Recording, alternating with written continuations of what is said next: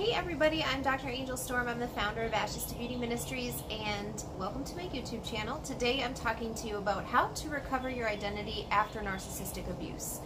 So if you're watching this video, you're probably either experienced narcissistic abuse your own self, or somebody very close to you has, and so you're interested in researching more about that.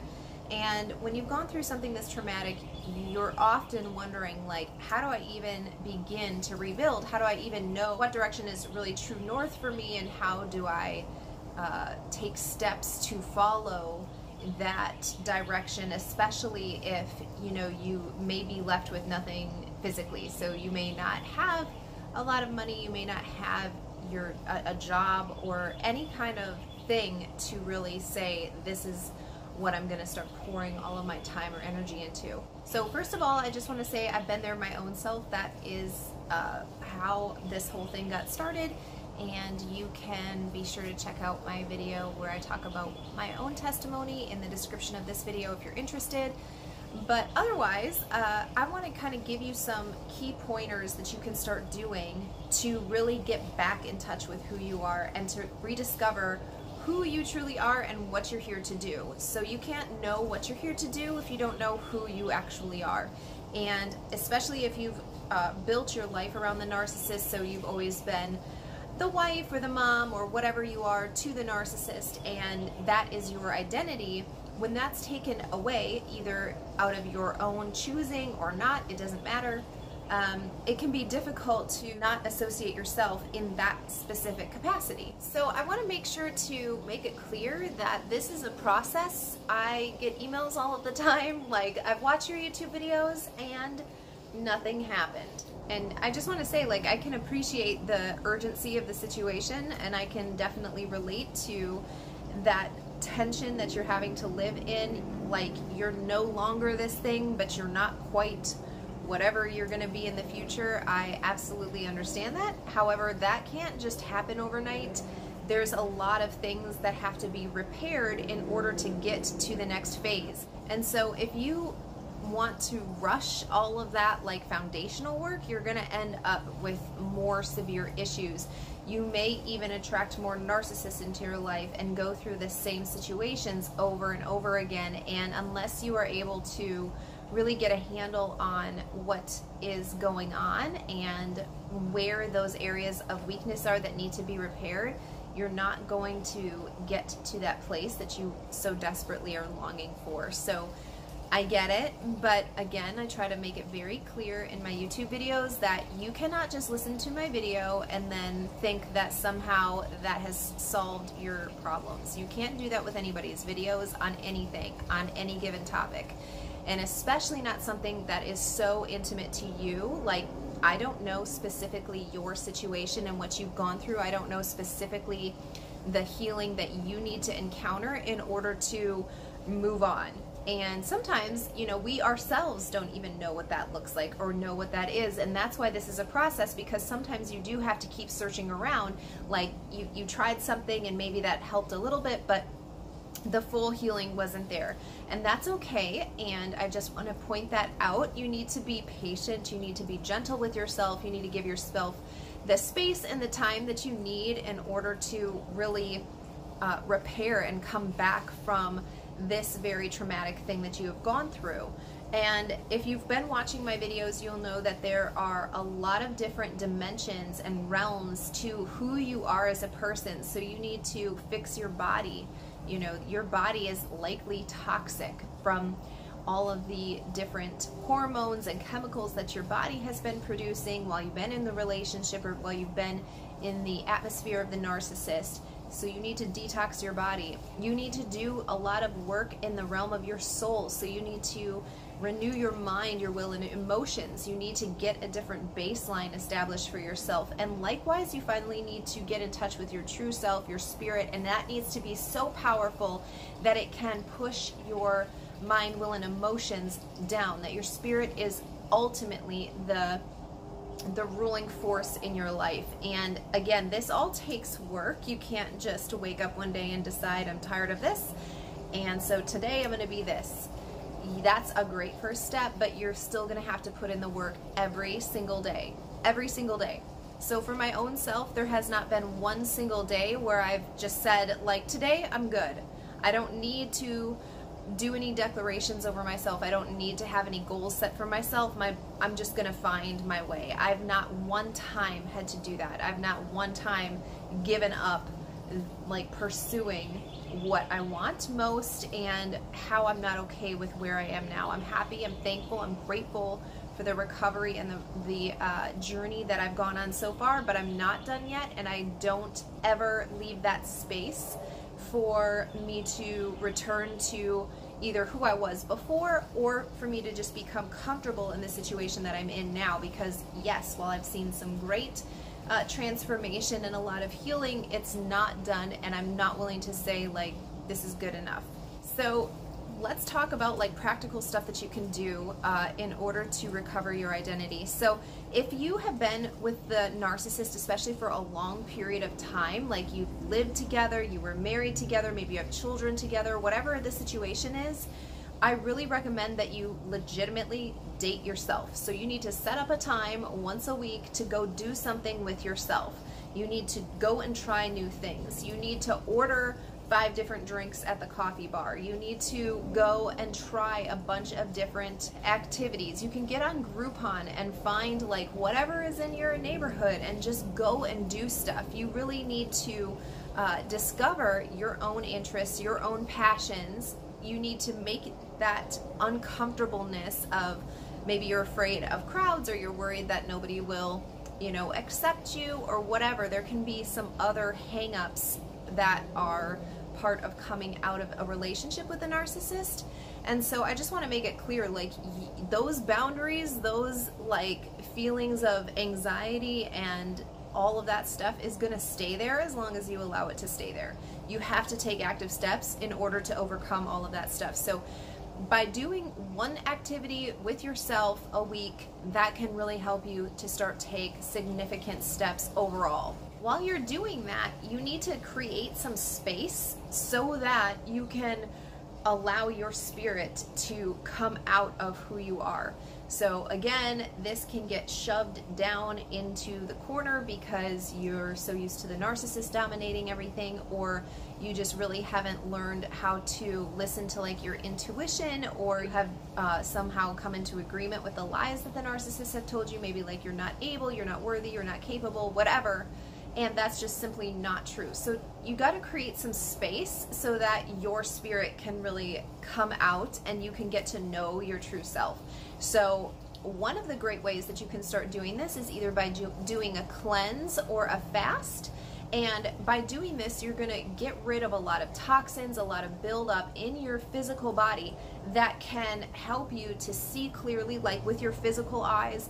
You can feel better in your body, and it will just give you more space to either rest and relax, to have dreams, just to be yourself. You'll learn how to be comfortable in your own body, because there's a lot of times that people just don't feel good about who they are in any respect after they come out of a narcissistic relationship, and that's because there's so much toxicity in every dimension, in every realm of who you are. And so you need to be able to create that space so that something different can happen, so that there can be a shift or a change that can occur. So again, a cleanse and a fast are a great way to get started with that. I know I've talked about this before in other videos, so I'm not going to go over it in detail now, but I do want you to be aware that your atmosphere, so the environment of your home or your work or wherever it is that you spend the majority of your time, is significantly important. It has a huge impact on how fast you recover, on if you recover at all. And so paying attention to that. You maybe don't need a whole bunch of negativity coming into your airways. So maybe shut off the news and turn on some classical music instead. You need to be proactive about that kind of stuff. You can't just allow whatever has been to continue on. You know, you are at a pivotal time. You need to really think about what it is that you want to have happen with your life and make the changes that are necessary that will facilitate that occurring. When you have this extra space that I've been talking about, either in your atmosphere, in your body, you're going to be able to sit down and think clearly. You're going to be able to have a better handle on what you want out of life, on what you want to become your own self. And this is really where you can start doing the work about identity. And again, this is a process. So if you think I'm just going to sit down today and decide that this is who I'm going to be and what I'm going to do, you're missing a lot of the necessary steps that are foundational for this change, for this transformation to happen and to be lasting, because that's what we're ultimately after. We don't want to be okay for a week and then in a month like have some sort of issue spark up and we kind of take, you know, 2 steps forward and 1 step back. When you are doing like these date nights for yourself where you're going out and you're discovering new things that you like to do, you're trying new activities, maybe you're meeting new people, you need to be paying attention to stuff that you like, stuff that you maybe want to try again. So your interests, your natural interests are going to tell you a lot about your purpose and about what you're here to do. And it absolutely will direct you into part of your identity. The other thing that I want you to do is, again, after you've created some space so you can really think clearly, is get a sheet of paper and divide it into 2. So down the lengthwise, divide it down the center, and on one side of the paper I want you to put down qualities that you have right now. What are the characteristics about your personality, about your values? I want you to write those things down, the things that are actually true. Like today, these are your values. These are things that you cherish. These are parts about your character. Whatever they are, even if they're maybe not great ones. Maybe one of them is that you're fearful, or that you're timid, or that you're unsure of yourself. You don't have a lot of self-confidence. Whatever it is though, write that stuff down. I want you to write down your characteristics. On the other side, I want you to write down the things that you want to become. So you need to have a list of those things. If you wrote down fearful on the left-hand side, on the right-hand side, I want you to write down confidence, or a word that really strikes you as bold, okay? Because we're gonna not want to be in agreement with the fearful category. We're not gonna want to come into agreement with that title over ourselves. So we want to write down the thing that we want to become. And now, when you're thinking about these 2 things, think about actual practical steps that you can do that will retrain your brain to think of yourself in that word or in that category that you've written down. And so, for example, using the same one that we've been doing, fearful, right? But I want to be confident. So some things that I can do can show up to, you know, one of these Groupon activities. Maybe I want to become a Toastmaster, so I join a Toastmasters group. Whatever it is for you, you need to write down those steps of like, I'm taking these actual steps. Maybe it's something more simple for you. Maybe it's just, I'm going to strike up a conversation with somebody in the break room at my work today that I have never talked to before. Maybe it's that I'm going to ask my boss for a raise. Whatever it is for you, write down some steps that could really help you to retrain your brain to think of you in that light. And as you do those things, I want you to write the date next to them, because you need to keep this as not just like a wish list. This needs to be something that's a testimony to the hard work that you've put into reshaping who you are and reclaiming your identity after narcissistic abuse. So you need to go back through and review this list. You know what? I'm not fearful anymore. Look at all of these things that I've done, and I've got the date next to them. These are things that the old me would have never done, and now I've not only taken 1 or 2 steps forward, but I have incorporated making those confident, bold moves into my life every week or every month. And so you really need to be able to go back and look and say, like, no, this is the truth. The truth is that I have done these steps. I've identified my weaknesses. I've identified those areas that I need to work on, and I've taken steps every day since I've identified them to become more than the lies that the narcissist spoke over me or that the trauma put on me. I'm more than those things, and here's the proof of them. That sounds like a lot of doing. I also want to make sure that you understand that part of experiencing trauma can be in this place where you cannot be at rest. So you feel like you constantly have to be busy, you must be occupied all of the time, and if there's any quietness, if there's any stillness, or just not activity, you're gonna feel super uncomfortable. And so if that's the case for you, where it's like, I must be doing, which that's not inherently bad, but if it's all of the time you have to be doing stuff and you can't go from relaxing and sleeping in a restful state, you know, you need to allow your brain to get into a beta state in order for your alpha state to work efficiently. So if you can't get into that mode, if even like prayer time or whatever for you, you can't do it, that is an issue. So you need to work on being restful. You need to work on being quiet. And again, allowing that space, creating an area where your body has the ability to do that.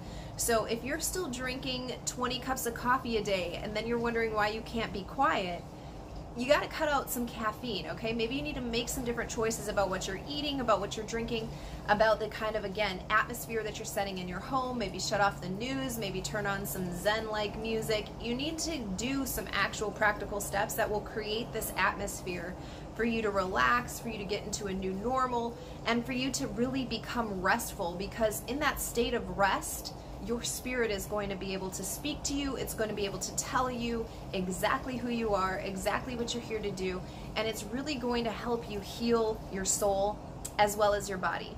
And without that, you're always going to be trying to guess, and you're always going to be trying to do, oh, I'll try this, I'll do this, I'll do this, I'll watch this video and I'll do what they say. And we have to get out of that. We have to be able to say, like, you know what, all the answers are actually inside of me. What I need to do is become quiet enough to hear the answer. And then when I hear the answer, I need to apply wisdom as it comes up so that I know what that looks like when I try to apply it into practical steps in my life every day when I'm out in the natural world. And if you're not quiet enough to hear that, you're never going to be able to get into that state. And so you're never going to be knowing who you truly are. You're just going to be doing all of the things, trying to put on a good face or pretending that you have it all together when you really don't. By the way, it's okay to not have it together. Part of this whole recovery process for me that has been the most impactful is just recognizing that I'm a human.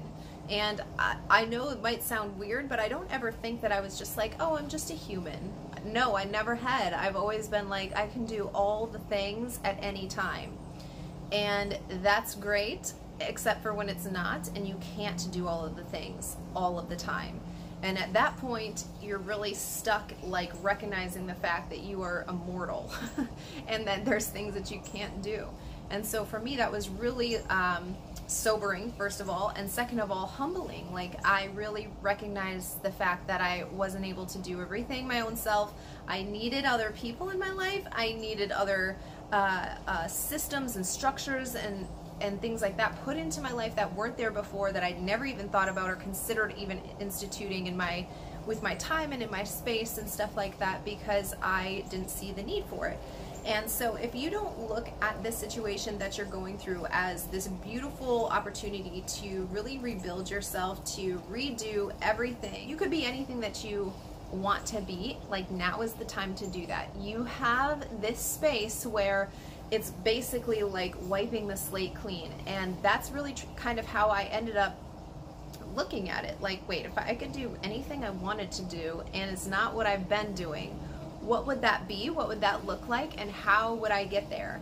And again, this did not happen overnight. You have to be diligent with doing this every single day, just waking up and recognizing we're starting again today.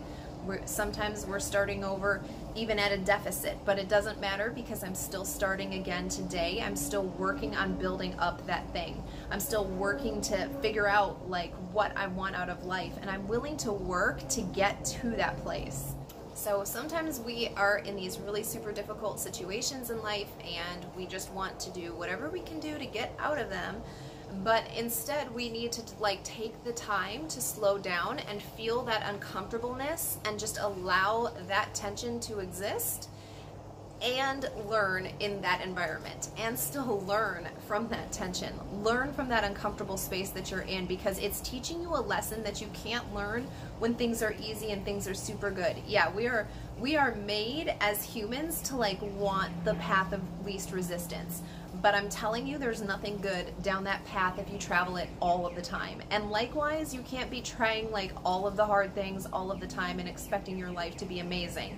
You have to find the balance. And so when you're in a situation that you cannot escape, such as recovering from narcissistic abuse, you need to really take the time to say, this tension is going to teach me something. I'm emerging from this space in a way better, a more beautiful person than I was before. I'm going to come out so much more knowledgeable, so much wiser, and I'm going to be able to do something with that I've never done before, that the world has never seen before. There's no limit to what I can do in this space with this opportunity. And that really has to be your mindset. And again, the more that you can take the practical steps, you've documented it so that you can truly retrain your brain to think about yourself in a different way, the more you'll actually become that person. You won't need to constantly be reminding yourself or trying to prove to other people that you really are a person who is competent, or that you really are a person who is happy, or whatever. That's going to be just who you are, and people are going to be able to tell just by your presence in the room or in that situation. So I really hope this has helped you kind of understand what's included, what's necessary to regain your identity after narcissism.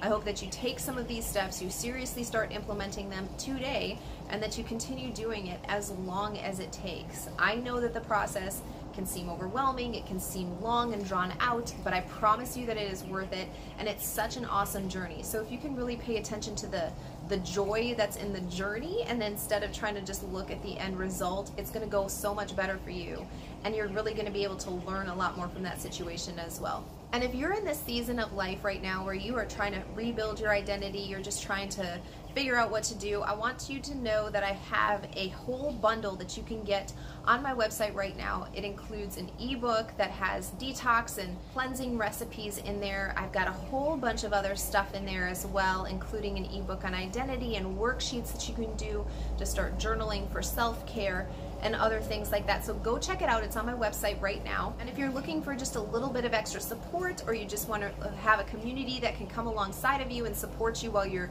on this journey and on this process of becoming who you truly are, join my private Facebook group as well. The link to all of this stuff is in the description of this video. Okay, so if you haven't already, be sure to subscribe to my channel below and turn on the bell so that you get all of the notifications whenever I upload a new video to this channel.